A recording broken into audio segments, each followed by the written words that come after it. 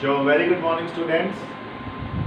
Today we are going to start our new topic that is called EMI, electromagnetic induction. So, what is the electromagnetic induction? Definition जैसा board पे देख सकते हैं. Whenever amount of magnetic flux linked with a coil changes, then the EMF gets induced in the coil.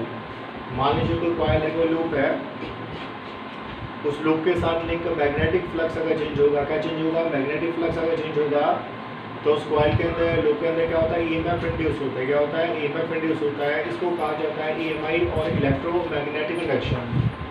क्या बोलते हैं? EMI और electromagnetic induction, right. तो क्या होगा? अगर फ्लक्स चेंज होगा तो क्या होगा? ईएमएफ इंड्यूस होगा.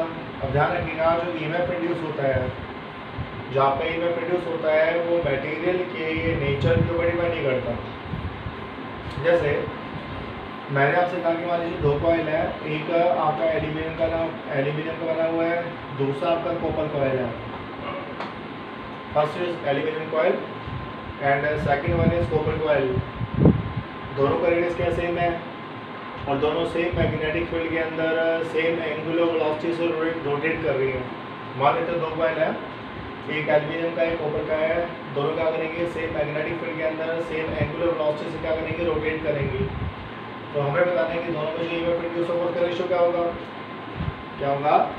जो ईएमएफ इंड्यूस होगा उसका रेशियो क्या होगा? वो हम जानते हैं कि जो ईएमएफ इंड्यूस होता है वो मटेरियल के नेचर के ऊपर डिपेंड नहीं करता. तो जितना ईएमएफ आपका एल्यूमिनियम में इंड्यूस होगा उतना ही ईएमएफ आपका कॉपर में भी क्या होगा? इंड्यूस होगा. तो मैं क्या कहूँगा? EMF in copper is equal to the EMF induced in aluminium. EMF induced in copper is equal to the EMF induced in aluminium. तो E copper कितना आएगा? E copper upon E aluminium comes out 1. तो ध्यान रखिएगा, copper में जो EMF induce होगा और एल्यूमिनियम में जो EMF इंड्यूस होगा उसका रेशियो कितना आएगा? 1 रेशियो में. कितना आएगा? 1 रेशियो में. तो हम जानते हैं, क्या जानते हैं? अगर EMF इंड्यूस होगा तो करंट भी इंड्यूस होगा. ध्यान रखिएगा, जो करंट होता है, जो क्या होता है? करंट होता है वो मटेरियल के नेचर पर डिपेंड करेगा. हम सब जानते हैं करंट क्या होता है. करंट आपका होता है ईएमएफ इंड्यूस्ड अपॉन क्या? रेजिस्टेंस, है ना. तो करंट का वैल्यू रेजिस्टेंस पर डिपेंड करेगा. रेजिस्टेंस पर डिपेंड करेगा बोले तो मटेरियल के नेचर पर डिपेंड करेगा. अगर यही आपसे पूछा जाए बताइए किस में करंट ज़्यादा इंड्यूस होगा? ऑब्वियस बात है, जो रेजिस्टेंस कम है. रेजिस्टेंस कम किसका है? कॉपर कॉइल का. तो कॉपर कॉइल में क्या होगा? ज़्यादा करंट इंड्यूस होगा एज कम्पेयर टू एल्यूमिनियम. तो हम क्या बोलेंगे कि कॉपर में जो करंट की मात्रा होती है वो एल्यूमिनियम से क्या होती है? ज़्यादा होती है. तो ध्यान रखिएगा, जो आपका ईएमएफ इंड्यूस होता है वो मटेरियल के नेचर पर डिपेंड नहीं करता, बट आपका जो करंट होता है, क्या होता है? करंट होता है वो मटेरियल के नेचर पर डिपेंड करेगा, राइट. अब जैसा कि मैंने आपको कहा, ईएमएफ कब इंड्यूस होगा? EMF कब इंड्यूस होगा? जब फ्लक्स चेंज होगा. कौन सा फ्लक्स? Magnetic flux. क्या चेंज होगा? Magnetic flux, right. तब क्या होता है? EMF इंड्यूस होता है. तो पहले बात करेंगे मैग्नेटिक फ्लक्स के बारे में. I to say we will study magnetic flux. तो जैसा कि आपने इलेक्ट्रोस्टैटिक्स में स्टडी किया था, इलेक्ट्रिकल फ्लक्स था आपका E cos थीटा. E आपका इलेक्ट्रिकल फील्ड है, A आपका एरिया है और थीटा क्या है? थीटा का एंगल है किसके बीच में? इलेक्ट्रिकल फील्ड और एरिया वेक्टर के बीच में. यहाँ कहेगा, यहाँ आपके पास आएगा मैग्नेटिक फ्लक्स फाई है. जहाँ आपका E है, वहाँ क्या आएगा? B आएगा. साथ आपका A आएगा, साथ में क्या आएगा? Cos alpha. क्या आएगा? Cos alpha. तो B क्या हो गया? B आपका मैग्नेटिक फील्ड है. मतलब क्या करेंगे? जो इलेक्ट्रिकल फील्ड था उसको रिप्लेस करेंगे मैग्नेटिक फील्ड से. साथ में क्या आएगा? एरिया आएगा. अल्फा क्या है? अल्फा का एंगल है किसके बीच में? मैग्नेटिक फील्ड और एरिया वेक्टर के बीच में. तो ध्यान रखिएगा, मैग्नेटिक फ्लक्स कितना आएगा? BA cos alpha. कितना आएगा? BA cos alpha. B for magnetic field हो गया, A फॉर आपका एरिया हो गया, और अल्फा जो है, अल्फा आपका एंगल है मैग्नेटिक फील्ड और एरिया वेक्टर के बीच में, राइट. इसको बोलते हैं मैग्नेटिक फ्लक्स. क्या बोलते हैं? Magnetic flux. Just like electrical flux. ध्यान रखिएगा, जो आपका मैग्नेटिक फ्लक्स है उसको वैसे भी डिफाइन कर सकते हैं. जैसे मान लीजिए एक सरफेस है, मान लीजिए कोई सरफेस है, वो मैग्नेटिक फील्ड के अंदर नॉर्मली प्लेस है. क्या प्लेस है? नॉर्मली प्लेस है. तो उस सरफेस के अंदर से कितनी मैग्नेटिक फील्ड लाइन पास करेंगी? उस सरफेस के अंदर से कितनी मैग्नेटिक फील्ड लाइन पास करेंगी that is called magnetic flux. जैसे मान लीजिए वो सरफेस है और ये सरफेस मैग्नेटिक फील्ड के अंदर नॉर्मली प्लेस है। कैसे प्लेस है? नॉर्मली प्लेस है। तो इस सरफेस के अंदर से कितनी मैग्नेटिक फील्ड लाइंस क्या करेंगी? पास करेंगी। उसको कहा जाता है magnetic flux through the surface. So what we can say that magnetic flux through a surface may be defined as the number of magnetic field lines passing through that surface when the surface is held perpendicular to the direction of applied magnetic field. That is called magnetic flux. और जो magnetic flux है उसको क्या लिख सकते हैं? Magnetic flux can also be written as a v dot a। जैसा हम जानते हैं a b cos थीटा क्या होता है? a dot b। तो सिमिलरली b cos अल्फा क्या आएगा? b डॉट a आएगा। तो जो मैग्नेटिक फ्लक्स होता है that is a dot product of magnetic field and the area vector, right? Scalar quantity है। अब जानते हैं स्केलर प्रोडक्ट है, तो आप जानते हैं जो मैग्नेटिक फ्लक्स होगा वो क्या होगा? स्केलर क्वांटिटी होगा, राइट? SI यूनिट, इसकी जो SI यूनिट होती है किसकी? मैग्नेटिक फ्लक्स की, वो होती है वेबर। क्या होती है? वेबर। तो SI आपकी वेबर होती है और सीजीएस क्या होगी? जो सीजीएस यूनिट है उसको कहते हैं मैक्सवेल। क्या बोलते हैं? मैक्सवेल। SI आपकी वेबर होती है, सीजीएस आपकी क्या होती है? मैक्सवेल होती है। बताइए 1 वेबर में कितने मैक्सवेल होते हैं? 1 वेबर में होता है 10⁸ मैक्सवेल। क्या होता है? 10⁸ मैक्सवेल। ये कन्वर्जन आप खुद कर लीजिएगा। तो ध्यान रखिएगा 1 वेबर जो होता है वो कितना होता है? 10⁸ मैक्सवेल के इक्वल होता है। इसके अलावा भी जो है आपका मैग्नेटिक फ्लक्स का यूनिट होता है। देखिए क्या होता है, जैसा कि हम जानते हैं कि जो मैग्नेटिक फ्लक्स है वो होता है आपका Va cos अल्फा। कितना होता है? Va cos alpha, right? और ये फार्मूला भी हम जानते हैं कितना होता है? QVB sin theta. बताइए क्या होता है? This is the force experienced bye A charge particle moving in a magnetic field, है ना? क्या होगा? This is the force experienced bye A charge particle moving in a magnetic field. ये हम ऑलरेडी कर चुके हैं कहाँ? मैग्नेटिक इफेक्ट्स ऑफ करंट में। तो यहाँ से हम B को निकालेंगे तो B कितना आएगा? F आएगा, नीचे आपका Q आएगा, साथ में आपका V आएगा, साथ में आपका साइन थीटा आएगा। फोर्स का यूनिट होता है न्यूटन। चार्ज कर जाएगा कूलम आएगा, वेलोसिटी का जाएगा मीटर पर सेकंड। वो सेकंड ऊपर चला गया, वो सेकंड कहाँ चला गया? ऊपर चला गया। तो जो मैग्नेटिक फील्ड का यूनिट आएगा कितना आएगा? Newton second upon coulomb metre. ये सेंटीमीटर नहीं है, क्या है? न्यूटन इंटू सेकंड अपॉन में क्या है? कूलम इंटू मीटर है। इस यूनिट को जाके हम यहाँ पुट करेंगे तो B की जगह इनपुट क्या? न्यूटन हो गया, न्यूटन के साथ आपका सेकंड हो गया, नीचे आपका कूलम हो गया, साथ में आपका मीटर हो गया। एरिया का यूनिट होता है मीटर स्क्वायर। क्या होता है? Metre square. cos alpha unitless. ये मीटर ने मीटर को मार दिया तो क्या बचेगा? मीटर। मतलब मीटर ने स्क्वायर को मार दिया ना, या तो मीटर बचेगा। न्यूटन मीटर का होता है जूल। क्या होता है? जूल। तो बिना वो जूल हो गया, साथ में क्या होगा? सेकंड होगा, नीचे कूलम हो गया। पता है ये जूलम और कूलम क्या होता है? जूल अपॉन कूलम होता है आपका वोल्ट। क्या होता है? वोल्ट। तो यूनिट क्या आएगा? वोल्ट इंटू में क्या आएगा? सेकंड आएगा, है ना? तो ध्यान रखिएगा मैग्नेटिक फ्लक्स का एक यूनिट और भी है, उसको कहा जाता है वोल्ट इंटू सेकंड। क्या बोलते हैं? Volt into second. और ये जो है इसको ऐसे भी लिख सकते हैं, जूल हो गया, नीचे में लिखा कूलम अपॉन में क्या लिखा? सेकंड लिखा।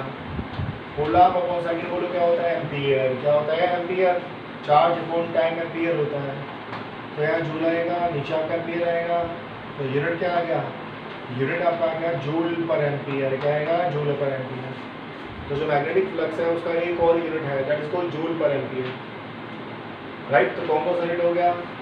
SI आपका वेबर होगा, सीजीएस आपका मैक्सवेल होगा। इसके अलावा 2 यूनिट और भी हैं। क्या होगा? वोल्ट इंटू में क्या होगा? सेकंड हो गया, दूसरा जूल पर एम्पियर हो गया।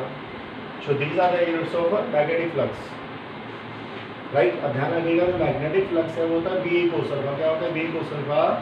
अल्फा आपका जो एंगल है किसके बीच में है? अल्फा एंगल हमेशा मैग्नेटिक फील्ड और एरिया वेक्टर के बीच में होता है।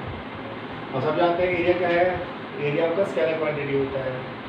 एरिया वेक्टर क्वांटिटी होता है, स्केलर नहीं। एरिया क्या होता है? वेक्टर क्वांटिटी होता है। जैसे पैरेलल ऑफ ग्राफ का एरिया निकालता है तो पैरेललोग्राम कहते हैं कितना होता है ए क्रॉस बी, कितना होता है ए क्रॉस बी। देखिए तो आपको याद दिलाता हूँ, मान लीजिए मेरे पास इस टाइप का ए का पैरेललोग्राम है, इसका ये वाला जो साइड है ये आपका वेक्टर ए है और ये वाला जो साइड है वो आपका वेक्टर बी है। बताइए पैरेललोग्राम करेंगे कितना होगा, पैरेललोग्राम करिएगा ए क्रॉस बी, कितना आएगा ए क्रॉस बी, राइट। तो मेरे कहने का अर्थ है जो पैरेललोग्राम का एरिया रहेगा वो वेक्टर ए और वेक्टर बी का क्रॉस प्रोडक्ट होगा, है ना। तो हम कह सकते हैं कि एरिया कैसा होगा, हमेशा वेक्टर क्वांटिटी होगा। कैसा होगा, वेक्टर क्वांटिटी होगा। डायरेक्शन कैसे निकालते हैं, एरिया का हम जो डायरेक्शन निकालते हैं कैसे निकालते हैं, by using right hand thumb rule. कैसे निकालते हैं, by using right hand thumb rule. Area का होता है normal to the surface. Area vector आपका बाहर भी हो सकता है और एरिया वेक्टर आपका अंदर भी हो सकता है। बट इस for this particular question area vector आपका कहाँ होगा, या आउटवर्ड होगा या फिर क्या होगा, इनवर्ड होगा, है ना।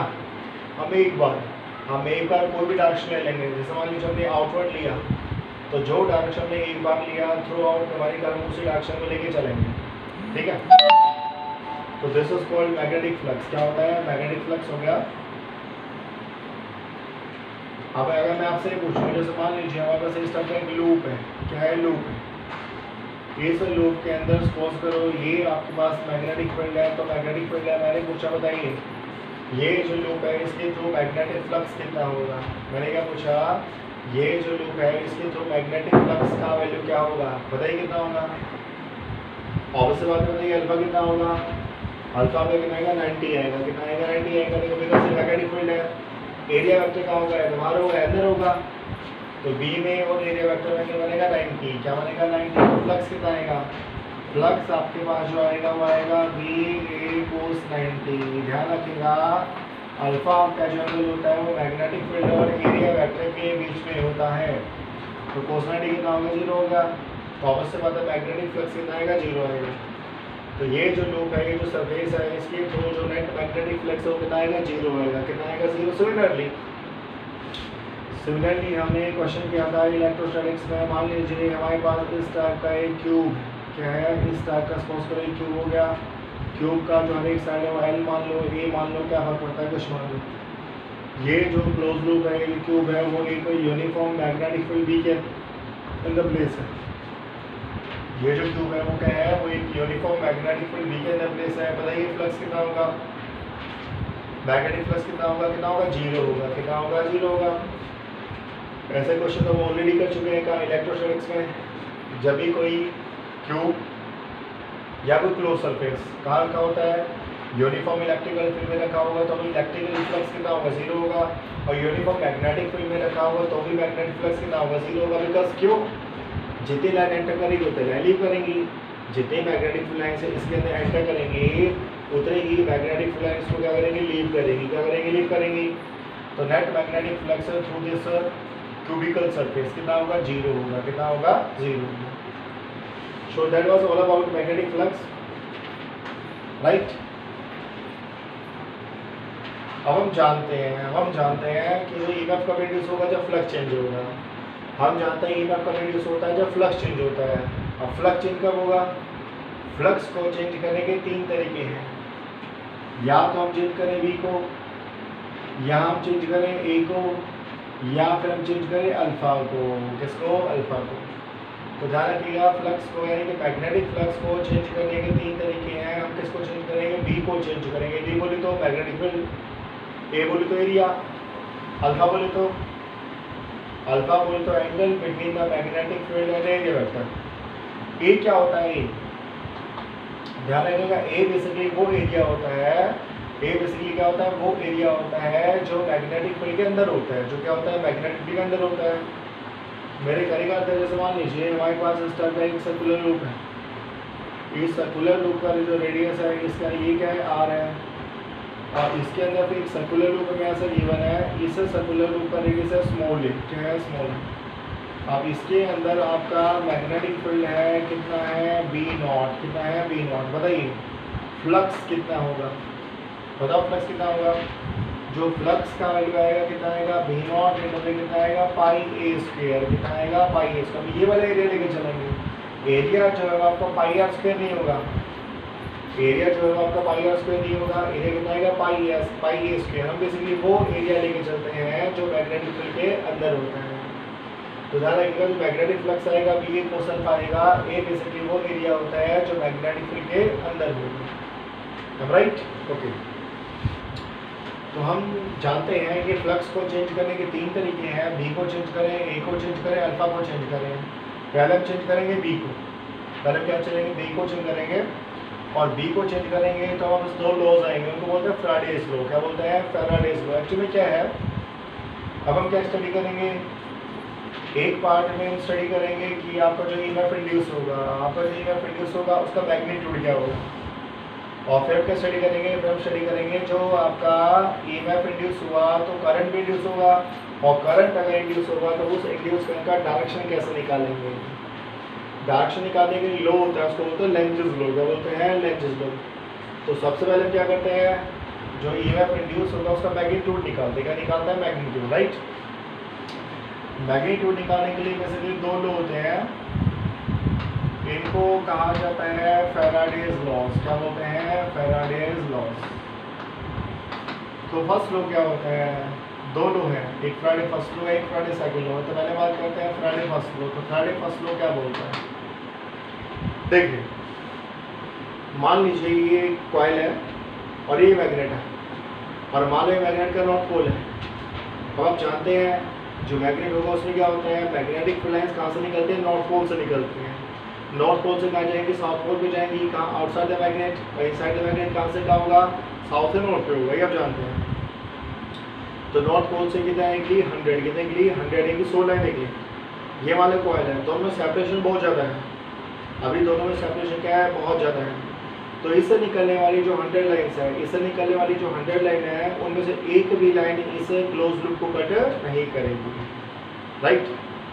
अब हम क्या करेंगे, अब मैं इस मैग्नेट को इस लूप के पास लेके आऊँगा, मतलब सेपरेशन कम करूँगा। सेपरेशन कम करूँगा तो क्या होगा, इससे निकलने वाली जो मैग्नेटिक लाइन है, कुछ मैग्नेटिक लाइन्स क्या करेंगी, इसको कट करेंगी। मान लो 100 में से 10 लाइन कट कर रही है, और पास लेके आया 20 लाइन कट कर रही है, 30, 40, 50, 60, 70, 80, 90, 100। यानी कि जैसे जैसे मैं मैग्नेट को लूप के पास लेके आऊँगा, कहाँ लेके आऊँगा, लूप के पास लेके आऊँगा, लूप को कट करने वाली मैग्नेटिक लाइन्स क्या होंगी, बढ़ेंगी, है ना। लूप को कट करने वाली मैग्नेटिक लाइन्स बढ़ेंगी, मतलब क्या बढ़ेगा, मैग्नेटिक फील्ड बढ़ेगा। क्या बढ़ेगा, मैग्नेटिक फील्ड बढ़ेगा। और मैग्नेटिक फील्ड अगर बढ़ेगा तो मैग्नेटिक फ्लक्स बढ़ेगा। क्या बढ़ेगा, मैग्नेटिक फ्लक्स बढ़ेगा, मतलब मैग्नेटिक फ्लक्स चेंज हुआ, और मैग्नेटिक फ्लक्स अगर चेंज होगा तो ईएमएफ इंड्यूस होगा, है ना। मैग्नेटिक फ्लक्स अगर चेंज हुआ तो क्या होगा, ईएमएफ क्या होगा, इंड्यूस होगा। ऐसा मान लो दोनों बहुत पास है, नॉर्थ पोल से जो 100 लाइन्स निकल रही है सारी के सारी से कट कर रही है।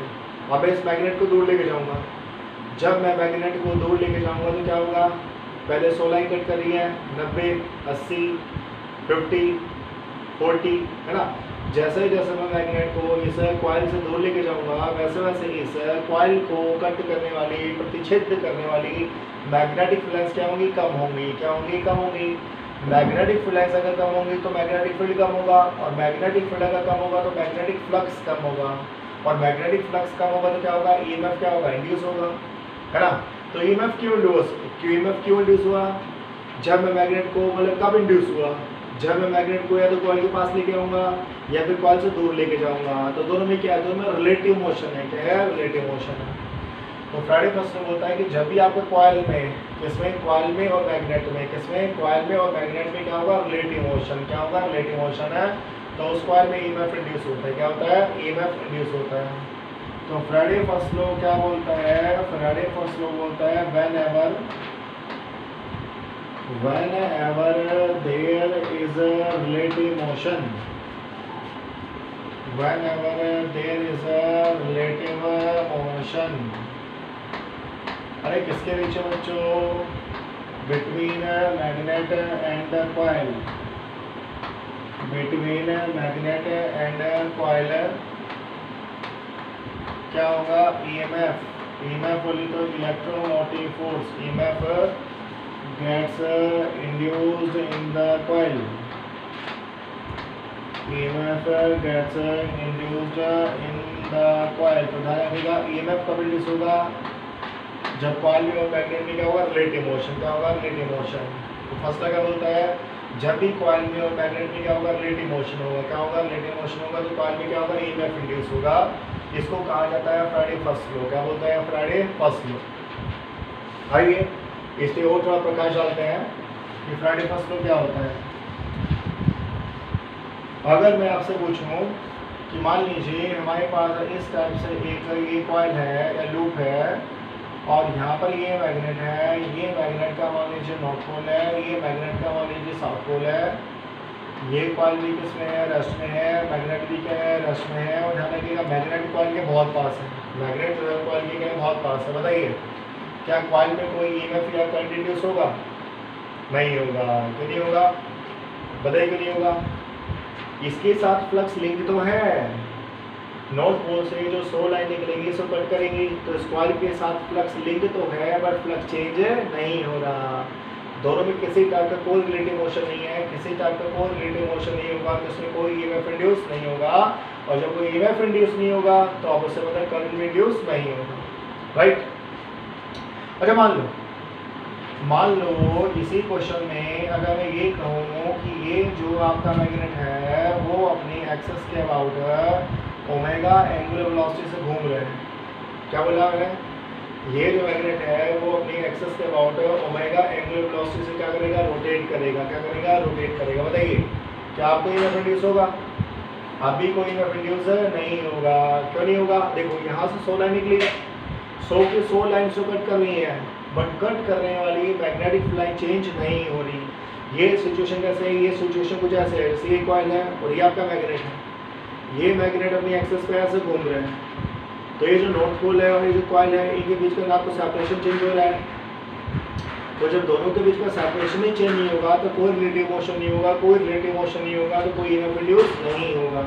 तो ध्यान रखिएगा फ्लक्स का लिंक होना जरूरी नहीं है, फ्लक्स का लिंक होके चेंज होना जरूरी है। क्या होगा? फ्लक्स का लिंक होके चेंज होना जरूरी है। अच्छा मान लो इसी क्वेश्चन में थोड़ा और ट्विस्ट लेके आते हैं। क्या ट्विस्ट लेके आते हैं? मान लीजिए हमारे पास वही हमारी जानी पहचानी कॉइल है और वही हमारे पास क्या मैग्नेट है, तो ये क्या होगा? मैग्नेट हो गया, ये आपका नॉर्थ पोल है, ये आपका साउथ पोल है और ये जो है इस एक्सिस के अबाउट घूम रहा है। अब बताइए क्या ईएमएफ इंड्यूस होगा? नहीं होगा? बताइए। हाँ अभी ईएमएफ क्या होगा? इंड्यूस होगा। क्यों इंड्यूस होगा? देखो जब ये मैग्नेटिक इस एक्सिस के अबाउट घूमेगा तो पहले नॉर्थ पोल कहाँ जाएगा? दूर जाएगा, साउथ पोल पास आएगा, फिर साउथ पोल दूर जाएगा, नॉर्थ पोल पास आएगा, है ना? मतलब रिलेटिव मोशन है। मतलब क्या होगा? आपके जो पोल्स हैं, आपके जो पोल्स हैं और जो आपके कॉइल के बीच में क्या है? रिलेटिव मोशन है, सेपरेशन चेंज हो रहा है। क्या हो रहा है? सेपरेशन चेंज हो रहा है। तो कट करने वाली मैग्नेटिक फ्लक्स भी क्या होंगे? चेंज होंगी और कट करने वाली मैग्नेटिक फ्लक्स अगर चेंज होंगी तो ऑब्वियस सी बात है क्या होगा? ईएमएफ इंड्यूस होगा। राइट?